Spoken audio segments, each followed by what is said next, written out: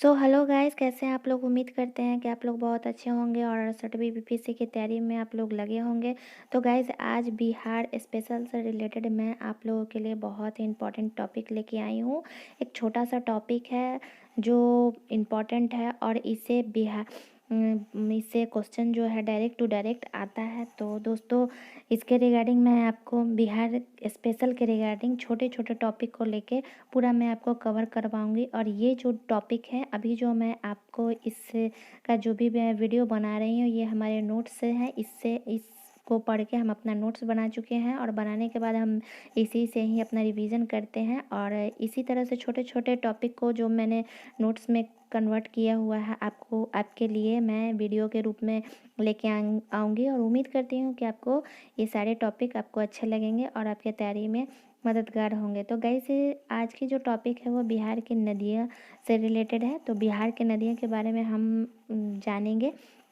सबसे पहले ज़रूरी ये हो जाता है बिहार के नदियों में जानने के लिए कि हमें इसके लिए सबसे पहले ज़रूरी होता है कि बिहार के मैप को आपके एकदम ध्यान रहना चाहिए कि बिहार का मैप कैसा है और बिहार की जो नदियां हैं वो किधर से आती हैं और किधर कैसे मिलती हैं, ये आपके ध्यान में एकदम से होना चाहिए।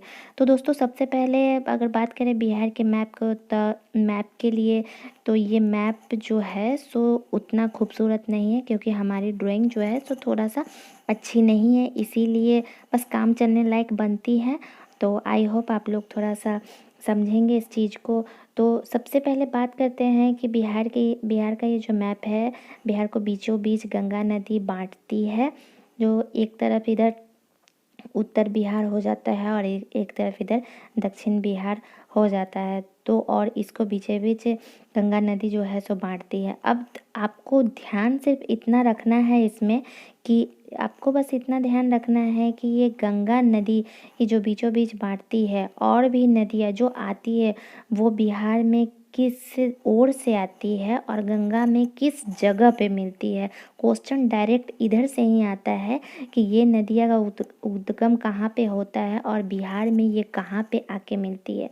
तो ज़्यादा इसके बारे में डीप में नहीं जाना है, क्योंकि अभी हम इस मेंस का पेपर नहीं लिख रहे हैं। बस हमें पीटी के पॉइंट ऑफ व्यू से पढ़ना है कि नदियाँ जो है कहाँ से निकल के आती है और बिहार में किस जगह पे मिलती है। तो दोस्तों देखिए, आप इसका पूरा ये कवर करते ही हैं कि इधर उत्तर में नेपाल है और पूरब में पश्चिम बंगाल है और दक्षिण में झारखंड है और पश्चिम में यूपी है। बिहार की यही चौहद्दी होती है।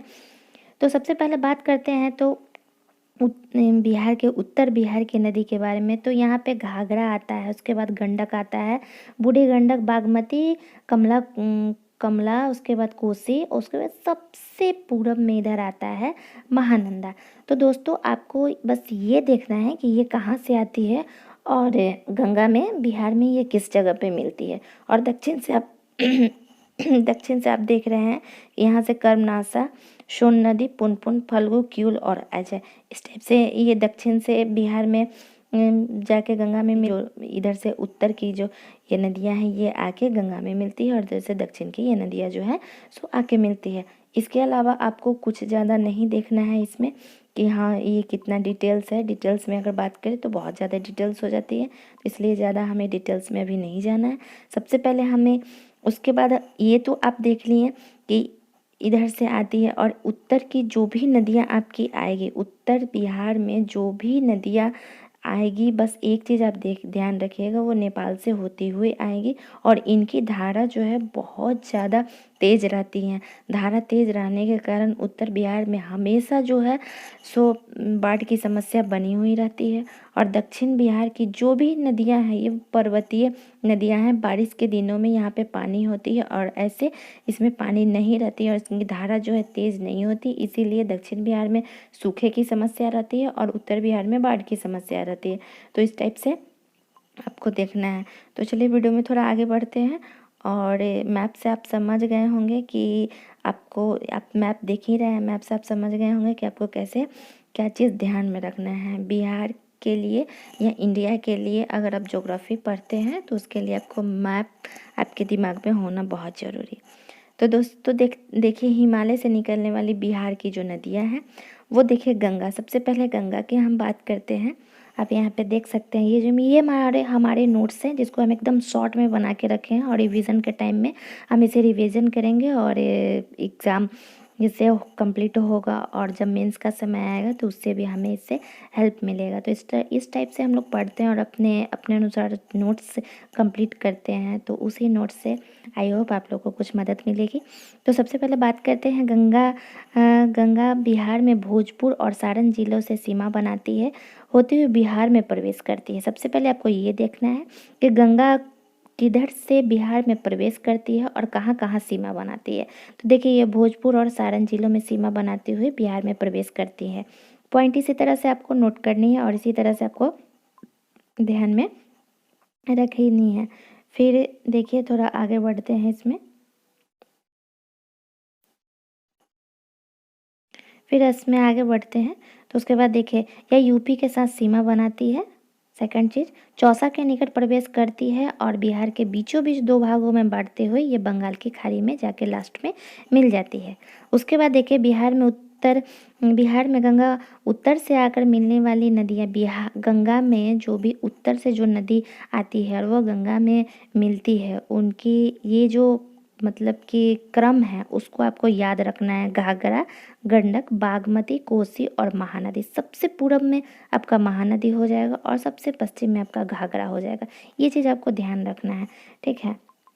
महानदी से ज़्यादा क्वेश्चन नहीं आता है, बस यही पूछा जाता है कि ये किधर से आके मिलती है, तो आपको बस उतना ही सा ध्यान रखना है कि ये सबसे लास्ट में है पूरब की तरफ। ये सब में जो दक्षिण से आकर मिलने वाली नदी है उसका भी क्रम आपको याद रखना है। सोन, पुनपुन, कर्मनासा, फल्गु और क्यूल।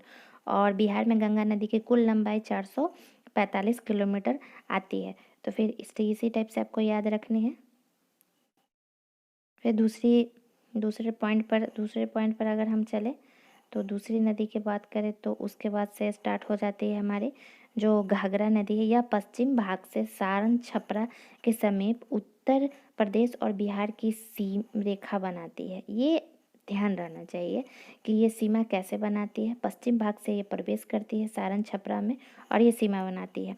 यह कोसी नदी जैसे ही अपना मार्ग बदलती है और बिहार में 83 किलोमीटर ये चलती है। बिहार क्षेत्र पहाड़ी क्षेत्र में करनाली नाम से इसे जाना जाता है। और पहाड़ी के बारे में है कि गंडक नदी जो है सो मध्य हिमालय की उत्तरी सीमा और तिब्बत हिमालय की अन्नपूर्णा पहाड़ी के समीप मागनमोट और कुतांग के समीप 7 सहायक नदी के साथ निकलती है। और नेपाल में इसे सप्तकोशी के नाम से जाना जाता है। ये तो आप लोग को पता ही होगा कि इसे 7 नदी के साथ मिलने के कारण इसे सप्तकोशी के नाम से जाना जाता है।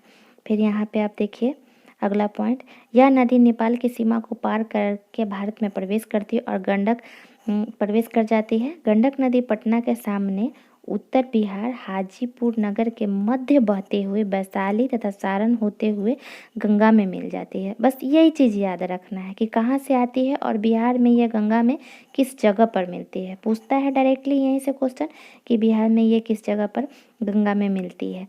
उसके बाद बिहार में इसकी कुल लंबाई 260 किलोमीटर है। उसके बाद आगे आप आइए तो बूढ़ी गंडक के बारे में कहा जा रहा है कि बूढ़ी गंडक यह नदी सोमेश्वर की पहाड़ी से निकलकर बिहार के उत्तर पश्चिम जिला पश्चिमी चंपारण में प्रवेश करती है और यह उत्तर बिहार की सबसे तेज जलधारा वाली नदी है। तो इसको आपको ध्यान में रखना होगा कि ये सबसे तेज जलधारा वाली नदी। इसकी सहायक नदी भी हरहा, कापन, मानस, बाणगंगा, पंडई, मनियारी, करहारा, उरई, तेलाबे, प्रसाद, तिरैया इत्यादि है। ठीक है, ये सारी चीज़ें आपको ध्यान रखनी है। उसके बाद आगे बढ़ते हैं। उसके बाद देखिए चंपारण, मुजफ्फरपुर, दरभंगा, उत्तरी मुंगेर जिलों में बहते हुए ये गंगा में मिल जाती है। ये ध्यान रखना है कि चंपारण, मुजफ्फरपुर, दरभंगा। और ये चीज़ आपको मैप से ही याद रहेगा कि चंपारण किधर पड़ता है, मुजफ्फरपुर किधर पड़ता है, दरभंगा किधर है और ये किधर से आती है। और जो गंगा बीचों बीच बह रही है उसमें ये इधर से आके ऐसे ऐसे ऐसे मिलती है। और यहाँ पे आपका इस जगह आपका चंपारण हो गया, इस जगह आपका मुजफ्फरपुर हो गया, इस जगह आपका दरभंगा हो गया। इस टाइप से आपको सिर्फ मैप से ही हेल्प हो सकता है। ठीक है, मैप ये नोट्स आप पढ़िएगा, उसके बाद मैप को आप ध्यान में रखिएगा। सारा चीज़ विजुअल आपके लिए रहेगी एकदम बहुत ही आसान रहेगी, कोई प्रॉब्लम नहीं आएगी। नंबर कोसी नदी काठमांडू के उत्तर पूर्व स्थित गोसाईनाथ से निकलकर खगड़िया के निकट गंगा में मिल जाती है। खगड़िया के निकट या गंगा में मिलती है।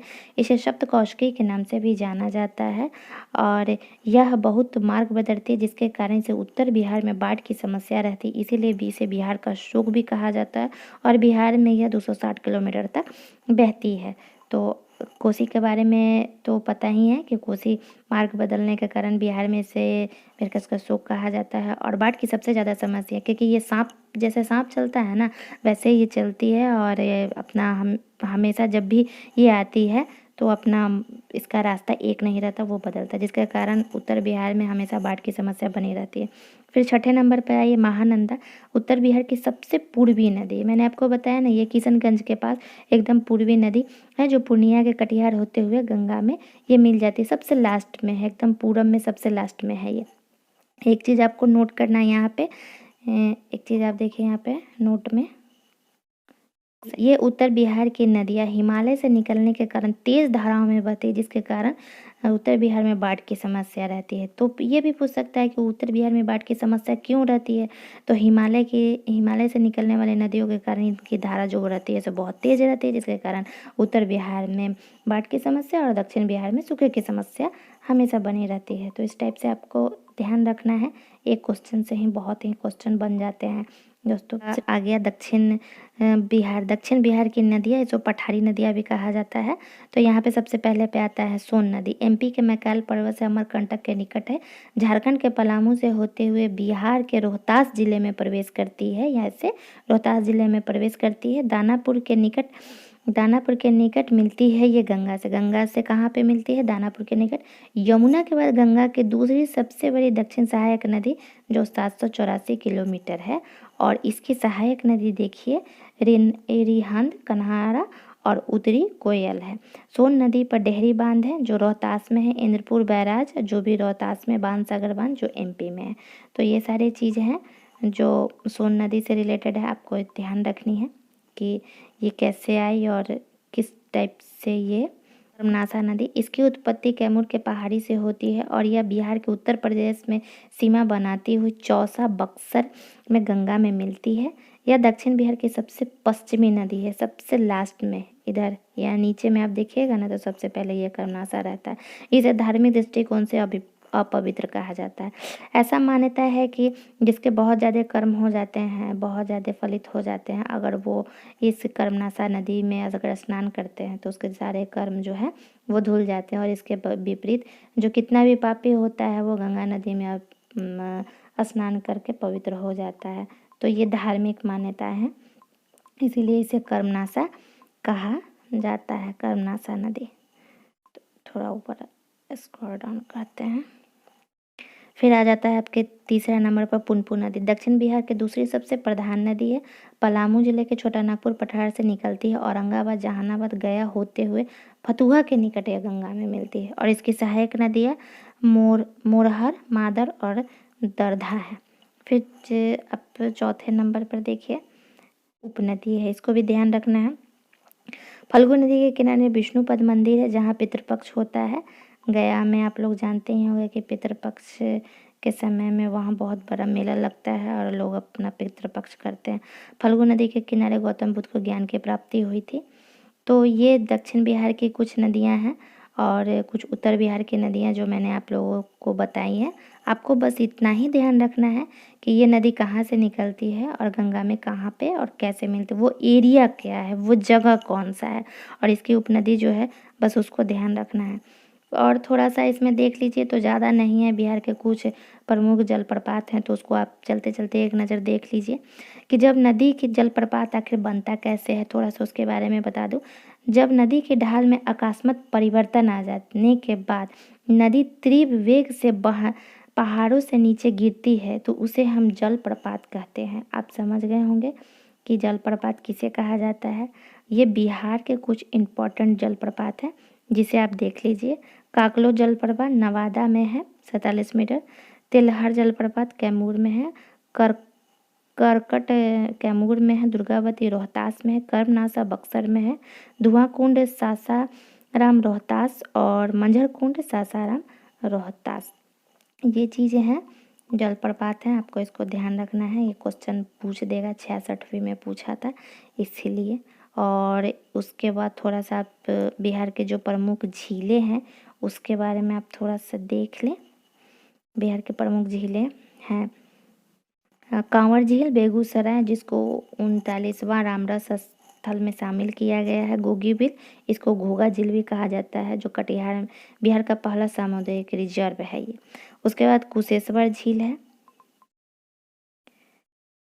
उसके बाद सिमरी झील सहरसा में है। जगतपुर झील भागलपुर में है। घोरा कटोरा झील राजगीर नालंदा में है। अनुपम झील कैमूर में है। तो इस तरह से दोस्तों आपने देखा कि टोटल आपका यहाँ पे नदी से लेके जलप्रपात से लेके उसके बाद झील तक हमने आपको ये टोटल का टोटल करवाएं। बस आपको ध्यान रखना है, इस नोट्स को थोड़ा पढ़ना है, उसके बाद आपको टोटल का टोटल फोकस करना है इस मैप पे कि ये मैप पे कहाँ ऐसे ये गंगा नदी बहती है और कौन सी नदी किधर से आके मिलती है, उत्तर से और दक्षिण से कौन सी नदी यहाँ पे जाके मिलती है, और जहाँ पे मिलान होता है वो जगह कौन सा है, और उसकी सहायक नदी। बस इतना आप कर लेंगे तो आपका नदी से रिलेटेड जो भी क्वेश्चन आएगा वो आपका सॉल्व हो जाएगा। तो दोस्तों उम्मीद करती हूँ कि मेरी ये नोट से आपको ज़रूर कुछ ना कुछ थोड़ा ना थोड़ा हेल्प हुआ होगा। अगर हेल्प हुआ है तो चैनल को सब्सक्राइब ज़रूर कर लीजिएगा और लाइक करिएगा। आपको यहाँ पे फिर नेक्स्ट वीडियो में नेक्स्ट टॉपिक के साथ फिर मिलेंगे। तब तक के लिए टेक केयर है।